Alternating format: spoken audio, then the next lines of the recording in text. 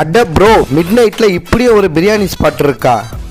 So Tiruvannamalai Vengikkal Himalaya ஹோட்டலுக்கு வெளியவே locate ஆகிருக்கிறது தான் இந்த TN25 நைட் ஹப் பிரியாணி. ஒரு சின்ன ஃபுட் ட்ரக்ல நைட்டு 7 மணிக்கு ஸ்டார்ட் பண்ற இவங்க பிரியாணி நைட்டு ஒரு 10-10:30 அந்த டைமிங்குள்ளேயே ஃபினிஷ் ஆயிடும். இந்த நைட் டைம் பிரியாணியை ட்ரை பண்றதுக்காகவே ஒரு தனி ஃபேன் பேஸே இருக்கு.